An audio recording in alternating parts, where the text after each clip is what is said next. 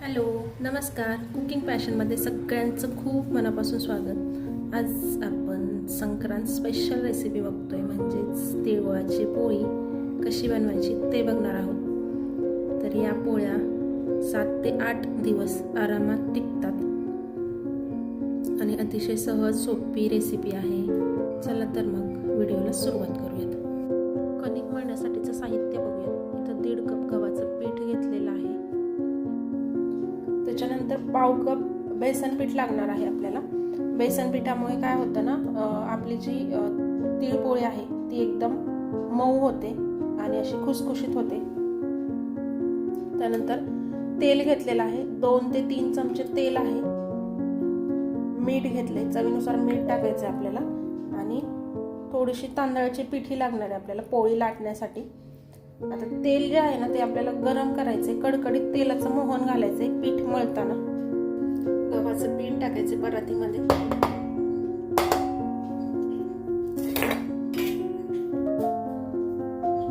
बेसन पीठ, अर्धा चमचा मीठ आणि जे आपण तेल घेतलं होतं ना ते कडकडीत असं गरम केले. कडकडीत तेलाचं मोहन यामध्ये घालायचं. यामुळे पोळी जी आहे ती एकदम खुसखुशीत होते. आता हे मिक्स करून घ्यायचे. तेल खूप गरम आहे ना, त्याच्यामुळं चमच्याच्या सहाय्याने थोडा वेळ आपल्याला मिक्स करायचे, नाहीतर भाजू शकतं हाताला. आता हाताने हे व्यवस्थित तेल जे आहे ते पिठामध्ये मिक्स करून घेऊयात.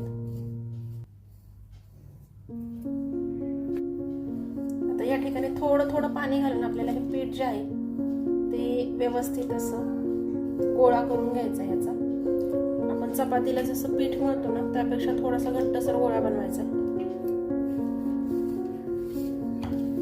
हे बघा, कणिक इथं आपली मळून झाली. अशा पद्धतीने आपल्याला गोळा बनवायचा आहे, घट्टसर गोळा बनवायचा. आता याला थोडंसं तेल लावूया.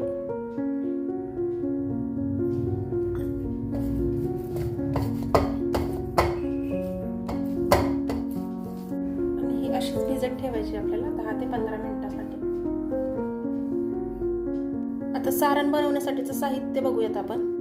इथं 250 ग्रॅम तीळ घेतलेले आहेत आणि कपनी मोजलं तर 1.5 कप तीळ आहेत. त्यानंतर भाजलेले शेंगदाणे घेतलेले आहेत, अर्धा कप शेंगदाणे आहेत आणि वजनी प्रमाण 75 ग्रॅम शेंगदाणे आहेत हे. आता या ठिकाणी हे शेंगदाणे ना मंद गॅसवरती भाजून याचं साल जे आहे ते काढून घेतलेलं आहे. त्यानंतर पाव कप इथं बेसन लागणार आहे आपल्याला, वजनी प्रमाण 50 ग्रॅम आहे. या ठिकाणी वेलची पावडर घेतलेली आहे, अर्धा चमचा. आणि गूळ जो आहे तो 2 कप घेतलेला आहे. म्हणजे तीळ आणि शेंगदाणे जेवढे आहेत तेवढाच आपल्याला गूळ घ्यायचा आहे. आणि वजनी प्रमाणात बघितलं तर 300 ग्रॅम गूळ आहे. आता आपल्याला सगळ्यात पहिल्यांदा काय करायचे, तीळ जे आहेत ते मंद गॅसवरती खरपूस असे भाजून घ्यायचे आहेत.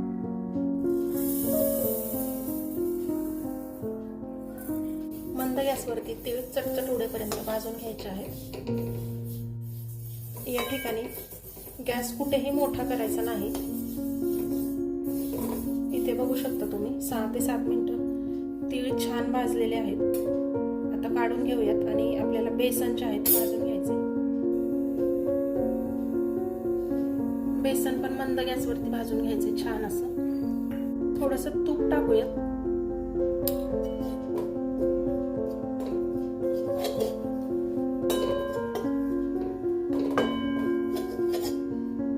बेसन पण छान असं भाजलेलं आहे. इथे बघू शकता तुम्ही, थोडासा याचा रंग जो आहे तो बदललेला आहे आणि हलकासा सुगंध येतोय.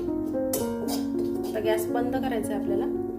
शेंगदाणे आपल्याला बारीक करून घ्यायचे, तर जास्त बारीक करायचे नाही, थोडंसं जाडसर ठेवायचंय. हे बघा, अशा पद्धतीनं बारीक केलेले आहेत शेंगदाणे. म्हणजे जास्त बारीक पण नाही आणि जास्त जाडसर पण ठेवलेलं नाही.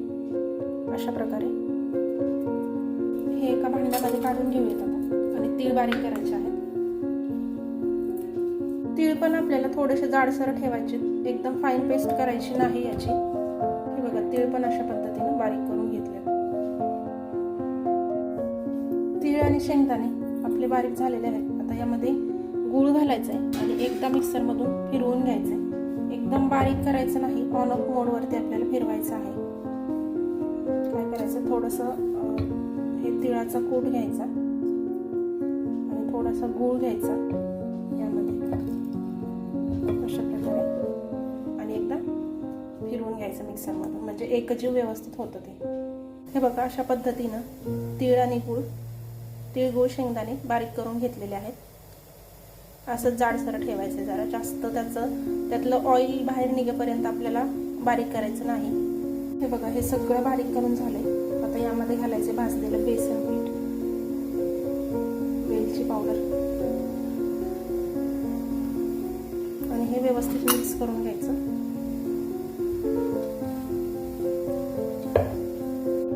हे बघा, सारण व्यवस्थित असं मिक्स करून झाले.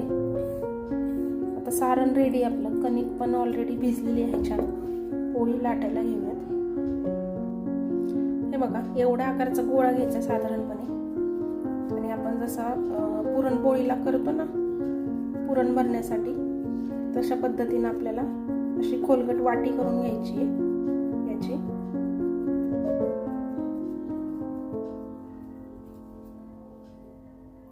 अशा प्रकारे तर यामध्ये भरपूर असं सारण भरायचे. मी असा गोळा करून घेतलाय बघा. जेवढी कणिक आहे ना तेवढं सारण यामध्ये आपल्याला भरायचं आहे आणि हे व्यवस्थित असं हाताने दाबून घ्यायचं.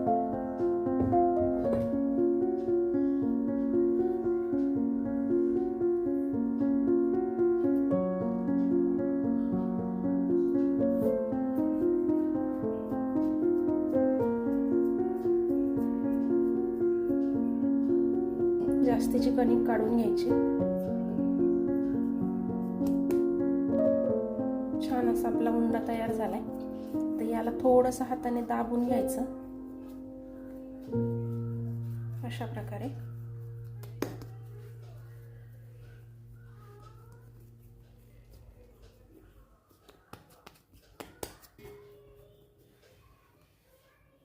आता आपण पोळी लाटून घेऊयात. थोडं थोडं पीठ टाकायचंय आणि पोळी लाटून घ्यायची. तांदळाचं पीठ घेतलेलं आहे या ठिकाणी मी.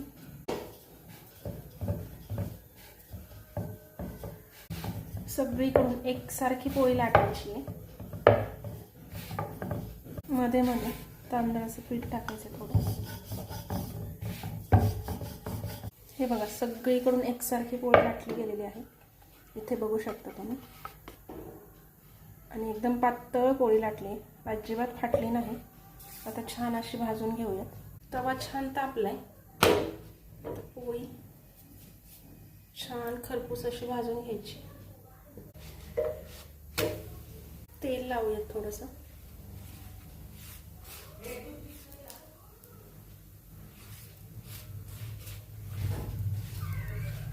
तुम्ही तूपही लावू शकता.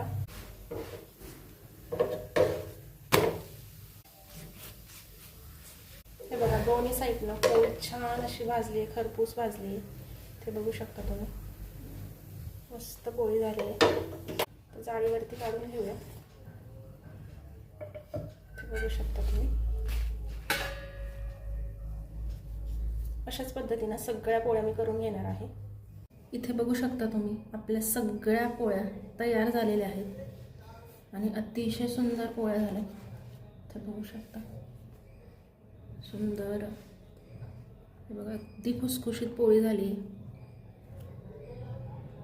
आणि अगदी खरपूस खमंग भाजलेली आहे. या पोळ्या 8 ते 10 दिवस आरामात टिकतात. ही रेसिपी एकदा नक्की ट्राय करून बघा.